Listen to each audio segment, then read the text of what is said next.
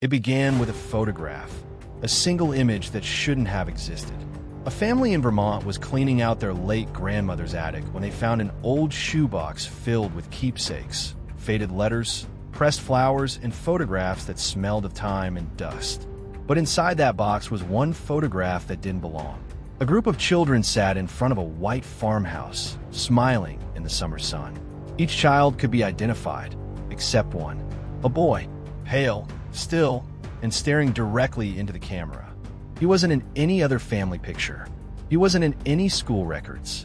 And no one, not even the oldest living relative, had ever seen him before. When the photo was developed again to verify its age, experts confirmed it wasn't a fake. The chemical signature matched paper from the 1940s. But the boy was impossibly clear. Too modern, too sharp. Whoever he wasn't supposed to be there. The discovery caught the attention of Marion Lewis, a local historian who specialized in small-town archives. She'd spent years cataloging forgotten families and unidentified photographs, but this one unsettled her. She studied the faces under a magnifier, tracing the outlines of the children's shoes, their posture, their shadows. Everything in the picture said 1947, except the boy's eyes. They were dark, almost reflective, and they seemed to look through the camera, not at it.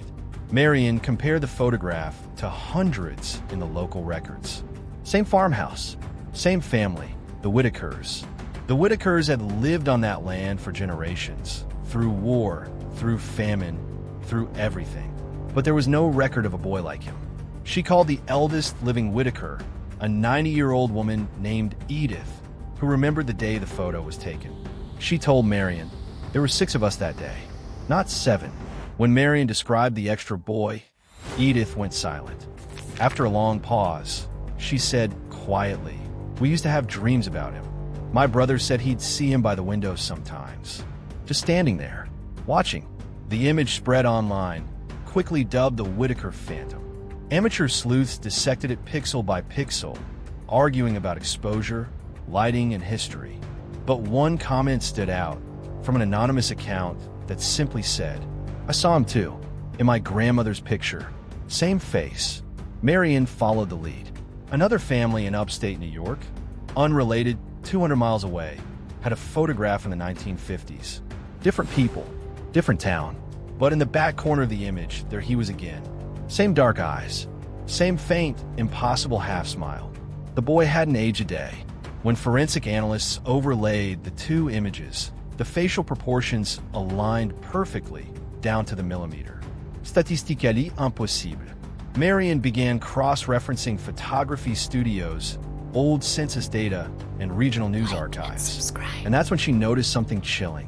Every photo that contained the unidentified boy came from a 20-year span, between 1940 and 1960, all within 300 miles of each other. Different families, different photographers, but always rural, always domestic, always ordinary, until you look closer. The boy was never in the center, always at the edge of the frame, always staring at the camera. When Marion tracked down one of the original photographers, a man named Walter Briggs, now in his 80s, he hesitated before answering her question. "I don't remember him," he said, "but sometimes when I develop a role, I'd see people in the pictures that I didn't remember taking.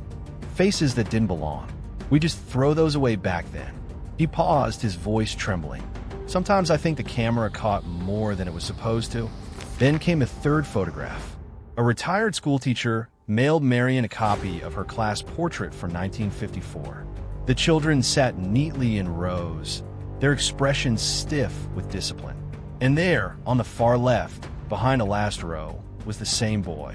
Older this time, maybe 16, but his presence defied explanation. He wasn't listed in the school register. He wasn't marked absent. He simply didn't exist. Forensic testing revealed that his image had not been added later. The exposure depth, lighting, and shadow matched perfectly with the rest of the class. He was there when the photo was taken, and yet, no one remembered him. By now, Marion was consumed. Theories flooded in. Everything from government experiments to supernatural phenomena. But one historian offered a quieter, more disturbing idea. He said, The boy's too consistent. He doesn't just appear randomly. He appears where families vanish. Marion checked the records. He was right. 3 of the families connected to the photos experienced disappearances. Children lost in floods, fires that destroyed homes, missing persons that were never found. Each tragedy came within a year of the photograph being taken, as if the boy was a harbinger, or worse, a witness no one ever invited. Then, one evening, while searching an abandoned photography studio in a nearby town, Marion found something extraordinary. A rusted file cabinet filled with undeveloped film rolls. Among them, one labeled Whitaker Farmhouse, 1947. She had it restored. When the images came to life in the red glow of the darkroom, her hands began to shake. Because in the original exposure, before cropping, before framing, the boy wasn't just standing with the children. He was behind them, far behind them, standing in the tall grass, in the shadow of a tree, watching, and somehow, even though the camera's focus should have blurred him, his face was crystal clear. The photograph remains locked in archival storage today. Digital copies circulate online, but experts say each version, even reprints, shows subtle differences. In one, his head is tilted slightly. In another, his eyes seem to follow the viewer. And Marion Lewis? She stopped responding to interview requests 2 years ago.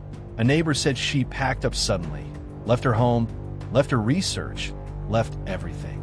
The only thing she left behind was a single envelope taped to her door. Inside was a photograph, a recent one, her living room, her desk, her research notes, and in the reflection of the window behind her, the boy, still pale, still watching, still unnamed. This was Trace Crime Files. Subscribe for more stories where truth is stranger than fiction, and justice is never as simple as it seems.